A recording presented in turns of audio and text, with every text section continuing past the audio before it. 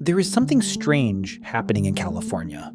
Even though it contributes more than 15% to the entire US economy, over 1 million people left California in 2025 alone, while only 422,000 arrived.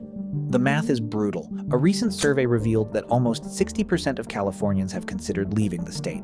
The California dream is slowly becoming the California exodus, and Texas has become the #1 destination for people leaving. So what is really happening?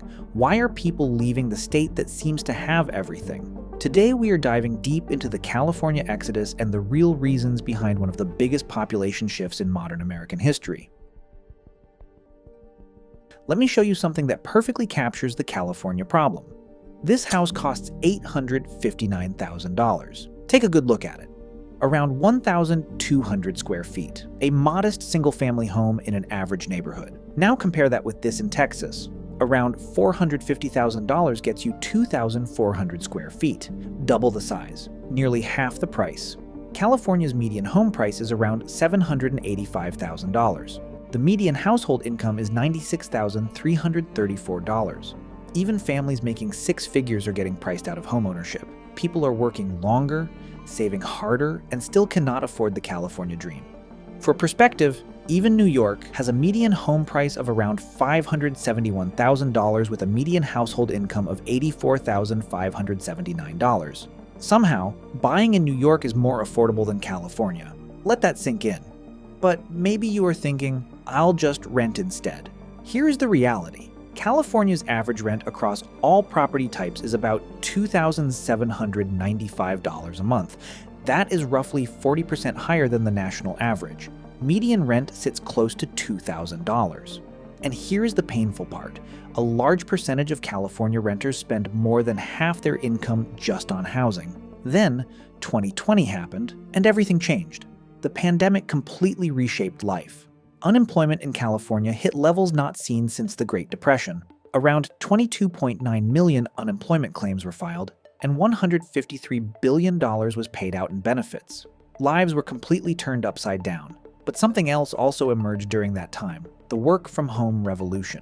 Suddenly, long commutes to the office disappeared. Expensive apartments close to work no longer seemed necessary. Cities like Sunnyvale saw nearly 39.7% of their workforce shift to remote work. Fremont, San Francisco, and Oakland all became major remote work hubs. And once people started looking at their situation differently, a question naturally came up.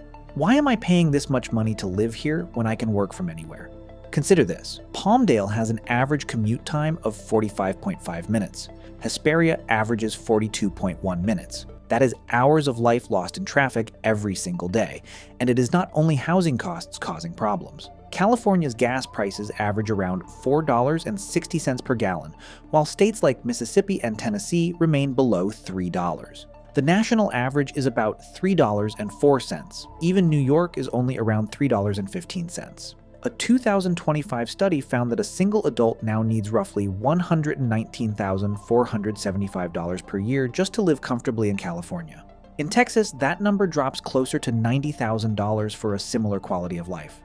So when remote work opened the door, hundreds of thousands of Californians walked through it. Many cut their living expenses by 30%, 40%, sometimes even 50%. The pandemic did not just change how people worked, it changed how they thought about the cost of the California dream. But the housing crisis is only part of the story. There is another force quietly draining California wallets every single day: taxes. California uses a progressive income tax system with 9 brackets ranging from 1% all the way to 13.3%. That is the highest state income tax rate in the country. Here is what that means in real life.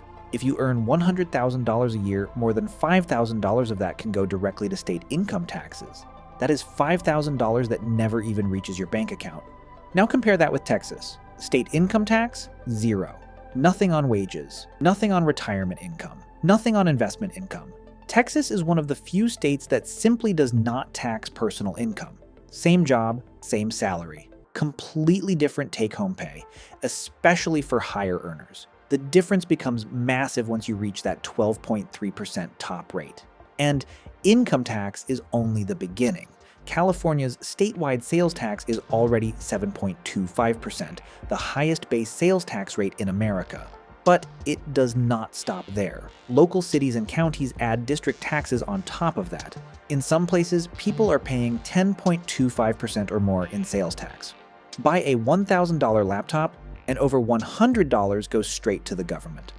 Texas has a 6.25% state sales tax with a maximum combined rate of around 8.25%.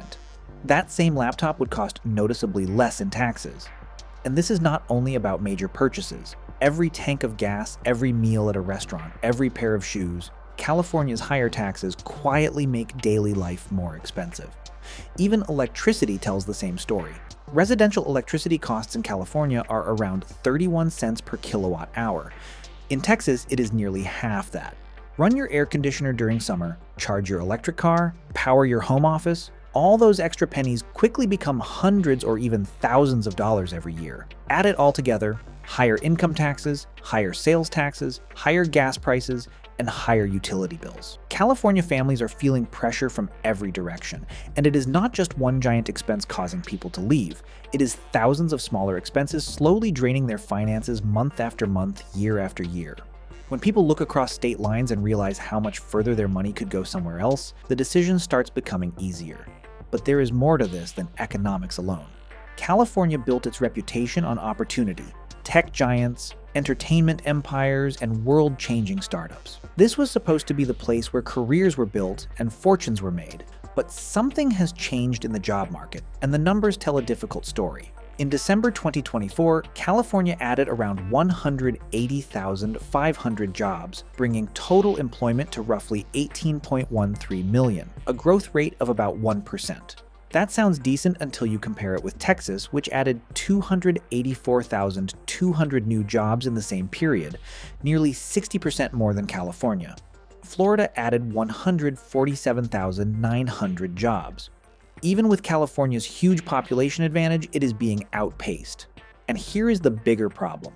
California's unemployment rate reached 5.5%, the highest among major US states. The pattern is becoming clear. California built its reputation around tech, entertainment, and high-paying professional industries. The promise was simple. Move here, work hard, and you can earn more than almost anywhere else. But if those high-paying jobs are disappearing, moving elsewhere, or being replaced by lower-paying positions, that promise starts falling apart. Think about the calculation many California workers are now making. Imagine you work in tech. Your industry is slowing down. Your rent is $3,000 a month. Your state income tax rate is over 9%. Your unemployment rate is 5.5%. Now compare that with Austin, Texas, growing tech industry. No state income tax. Rent closer to $1,800. Lower unemployment. More job openings in your field. The decision suddenly becomes much easier. In many cases, workers do not even need to leave their California companies anymore. They just need to leave their California address. And that is exactly what is happening. Workers are following affordability and opportunity. Increasingly, the jobs either are not in California anymore, or they do not pay enough to justify the state's cost of living. And it is not only workers making this calculation. Companies are doing the exact same thing. When businesses face extremely high operating costs, expensive commercial rent, high taxes, and employees struggling to afford housing, relocation starts looking like smart business. California is not collapsing. That is important to understand. It still has massive industries, enormous companies, and one of the strongest economies in the world. But the momentum has clearly shifted. The state that once attracted people from everywhere is now pushing many of them away. And in a world where remote work allows companies and workers to operate from almost anywhere, that becomes a serious issue. But perhaps the most controversial factor behind California's population loss is not what many people expect. January 2025. While much of America was celebrating the start of a new year, Los Angeles was burning. The Palisades Fire and the Eaton Fire became two massive disasters that turned the California dream into a nightmare for thousands of families. Around 57,000 acres burned across mountains, suburbs, hills, and coastal neighborhoods. More than 16,000 homes, businesses, and buildings were destroyed or badly damaged. Entire communities were devastated. 31 people lost their lives. Thousands more had to evacuate in the middle of the night as powerful Santa Ana winds pushed the flames forward. The economic damage reached tens of billions of dollars, making these some of the most expensive natural disasters in California history. Now imagine you are one of those families. Your home is gone. Your memories are gone. Everything you built disappeared in a single night. Would you rebuild in the same place knowing it could happen again? Because here is the uncomfortable truth. The 2025 fires were not an isolated event. They are part of a much larger pattern. Over the last 2 decades, the amount of land burned by California wildfires has increased dramatically. In 2020 alone, nearly 4 million acres burned. The number of large wildfires, especially fires larger than 10,000 acres, continues to rise steadily. Climate change, drought, and dry vegetation are creating ideal conditions for more frequent and more destructive fires. And this is not a temporary issue. This is becoming the new reality. The housing market already understands that. Insurance premiums in high-risk fire areas have skyrocketed.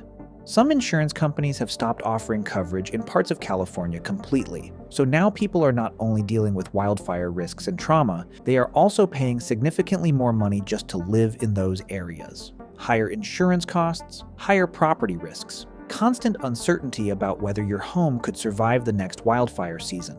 For families with children, retirees looking for stability, or anyone with a lower tolerance for risk, the decision starts changing quickly. People compare their fire-prone California neighborhoods with places like Texas, Colorado, or North Carolina, and start wondering if staying is worth it anymore.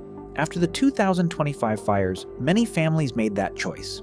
Some who lost everything decided not to rebuild at all. Others who only watched the fires from a distance decided they did not want to wait until it was their turn. And to be clear, people are not leaving California only because of fear.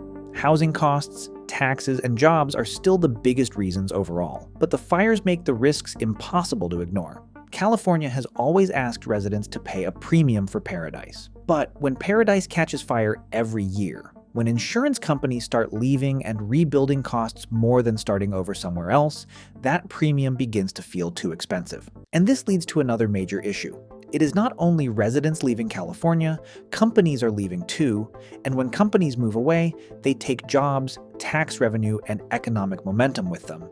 Between 2018 and 2023, roughly 441 companies moved their headquarters out of California. Many headed directly to Texas.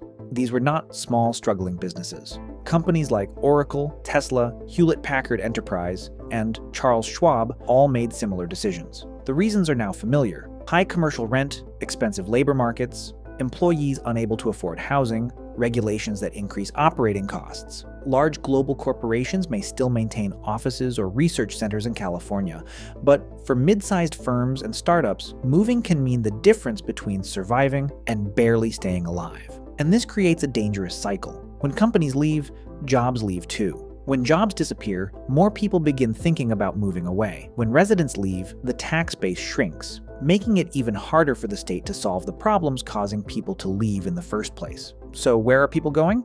Texas, Arizona, Nevada, Florida, Tennessee, North Carolina.